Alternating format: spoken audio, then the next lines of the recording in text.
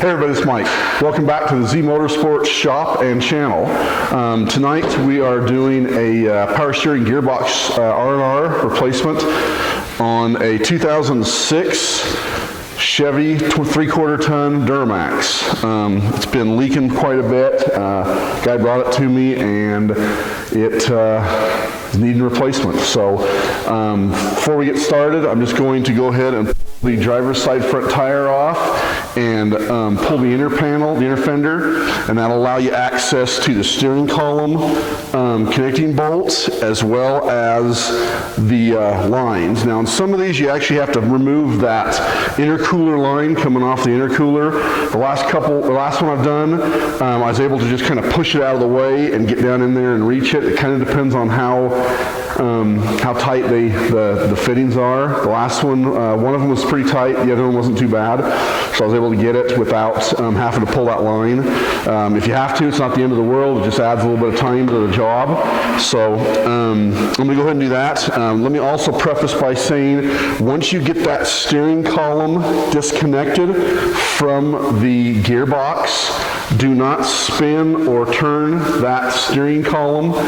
There's a clock spring in there that you can damage, and there's a high probability that you will damage it if you do that. So I usually try to get everything pretty well torn apart, and then as soon as I'm ready to about drop the gearbox, that's when I'll actually disconnect that steering column input from the gearbox. So let's go. I'm going to go ahead and pull this driver's tire and pull this inner fender out, and then I'll change camera angles. Right here, here's your intercooler line. Right here you've got two lines, your pressure and your return. They're both taking 18 millimeter flare nut wrench or wrench, open end. But this one here wasn't too bad. I was able to get on each one and break it loose. So I'll go ahead and turn it out, turn these out a couple more turns, and then I'm going to break this bolt. Oh, you can see the wire loom right there.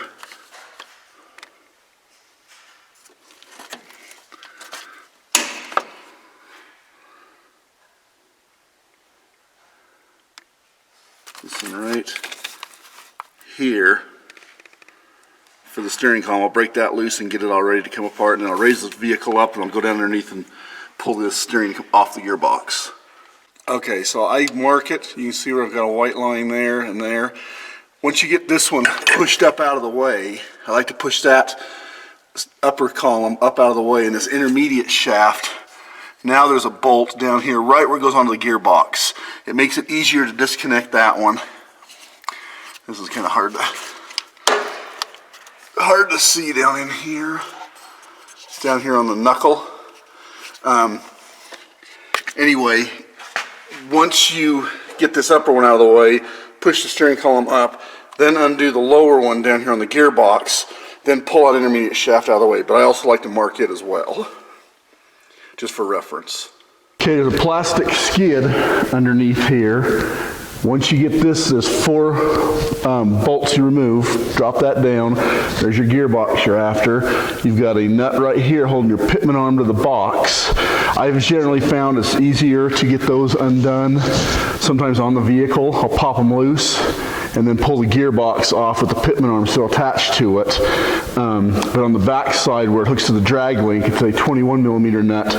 You'll want to undo that, disconnect your drag link from that pitman arm. And I've also found that if you undo these four fasteners holding the sway bar up to the, go through the sway bar bushings, it doesn't give you much. It gives you about an inch and a quarter maybe, but it is enough to assist dropping that gearbox down away from the frame. So I'm going to go ahead and pop that loose. Like I said, it's a 33 millimeter, but a 1 5/16 will fit it snugly enough. Is snugly a proper term? It'll fit it well enough. How's that? To get that broken loose.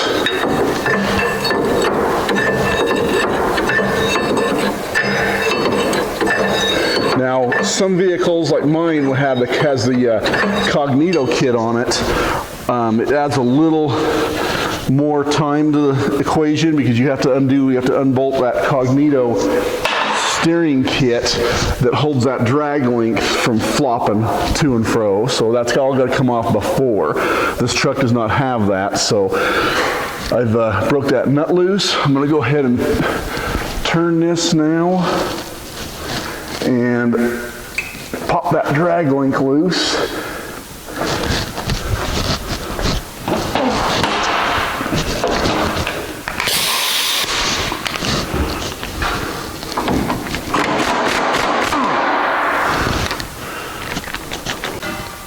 Okay, so got my puller up in there, and I apologize, I'm trying to do this around a camera here.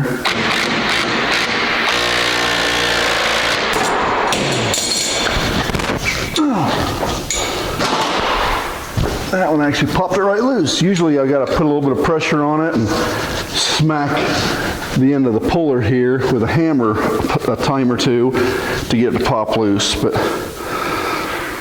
that time it popped right free.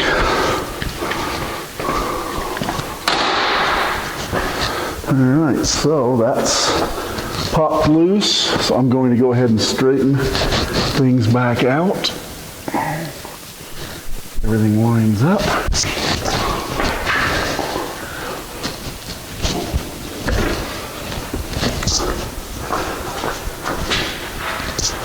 And we go ahead and drop these this sway bar. So that should be a 10 millimeter socket.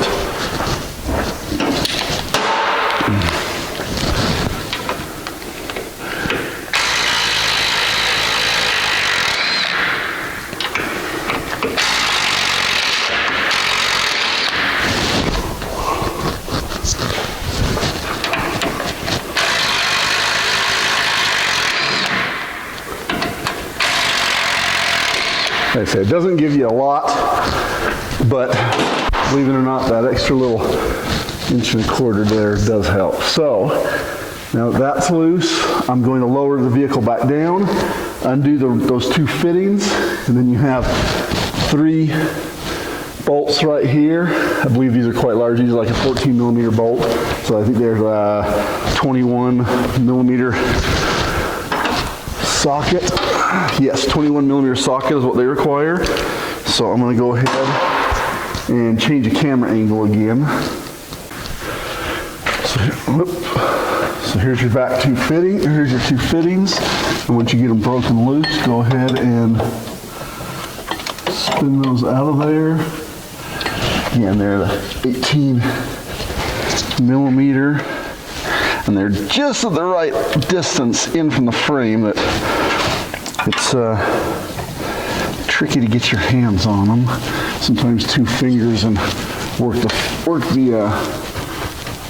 nut off works. Now, put your drain pan or absorbent pads or something underneath, because it's not going to come gushing out, but you are going to get fluid coming out of the gear, out of those lines, a little bit out of the gearbox, especially as you start getting ready to lower it down, the gearbox down away from the frame. There we go, from the base of the threads. Okay, both fittings are up, out of the way.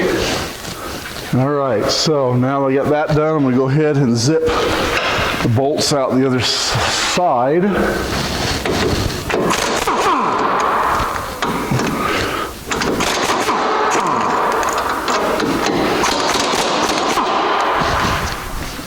That third one I leave just faintly in the gearbox there, and the other 2 I zip out all the way, but I leave the head of the starting of the bolt in the hole. Now the pitman arm link is still engaged in the drag link at this point. So here is where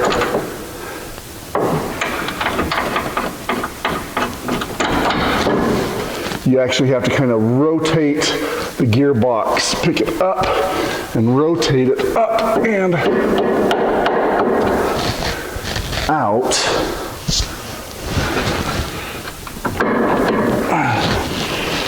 that drag link. There we go. That right down my arm. Right down my arm.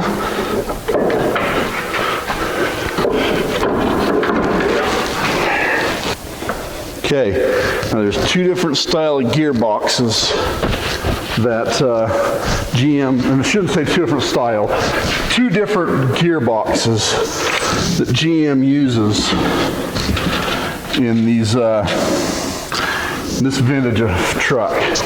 They have a 32 and a 33 spline count on the pitman arm, so you'll want to find out which one you have. Not only is the spline count different, they actually have a different cost too. The 32 spline is a little bit more money than the 33 spline.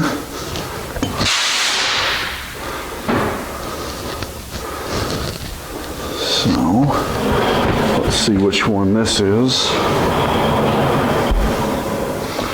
It'll be easier said than done here on the bench. Yeah, pitman arm's got to come off one way or another. Might as well just take it off now. There's two different styles. The pitman arm, the tool that I like to use on this is an OTC one, and it's actually designed to be used inside the vehicle. That's why it's got the flat to turn with a wrench inside. But I found it actually works quite well on the bench also.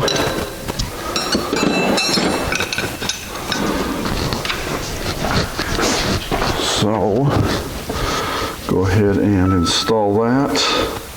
There's a rubber, I don't know what you want to call it, a rubber dust seal, I guess, between the pitman arm and the splines here.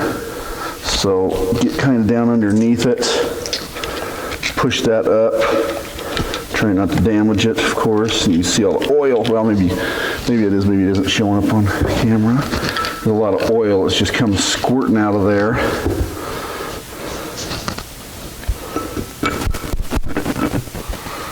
Okay.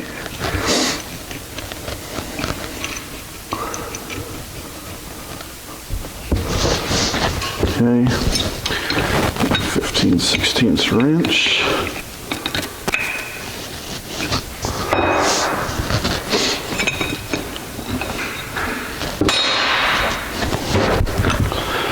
There we go, and she's off. Whew. Little bugger was on there.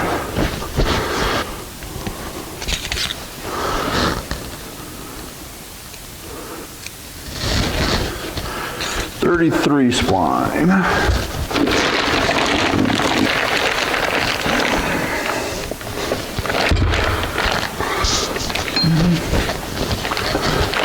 Oil residue on it from the packaging, so we'll give it a good wipe down so don't put it in with oil dripping off of it. Okay, I actually like to, here in northern Utah we have winters, so I like to put a little bit of anti-seize on the splines, internal and external. You don't need to cake it on there, but I'll put about down on the splines about halfway down on the external and then a little bit on the inside, so as it goes together it just kind of drags it down the splines. Like I said, if you live in Arizona you can probably leave that step out, but here in northern Utah where our Department of Transportation puts a brine solution and treats our roads, it's not worth the risk. So I use a lot of anti-seize on my vehicles and on vehicles I work on, so to aid in reassembly.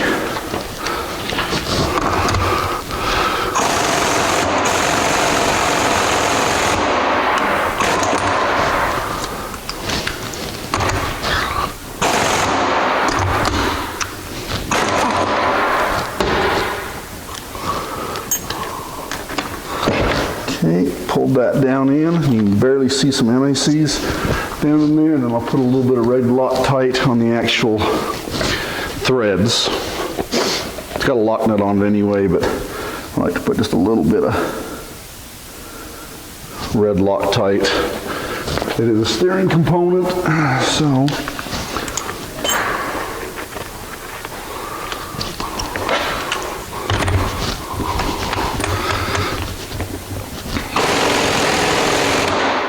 okay.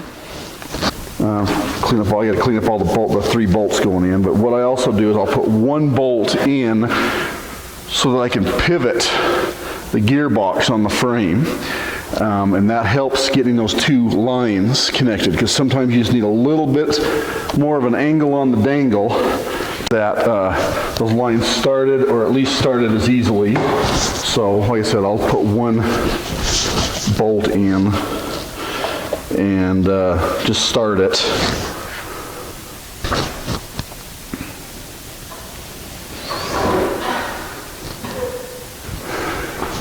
Okay,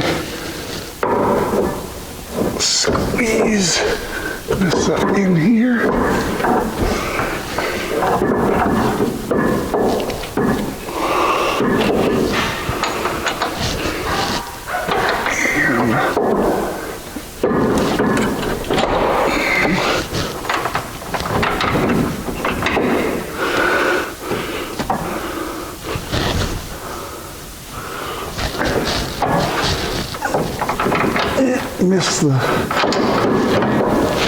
Missed the drag link altogether.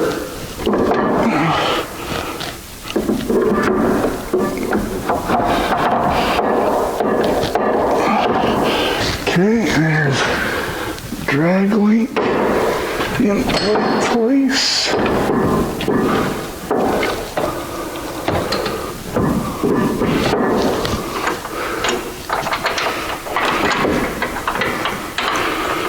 Start 1 bolt.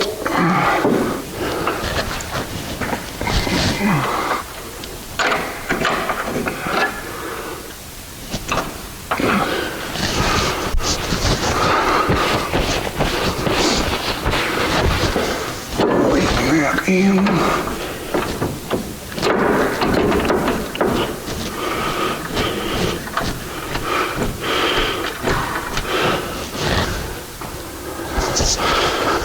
Tell if that's started or not. Oh yeah, it is. Okay, so that gives me a little bit of movement. Now I will go up. So I've torqued all the fasteners down.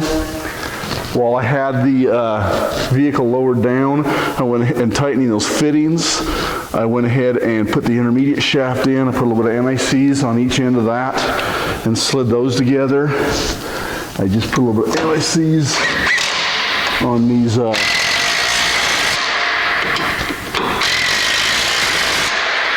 sway bar bushing bolts, and just re-securing these.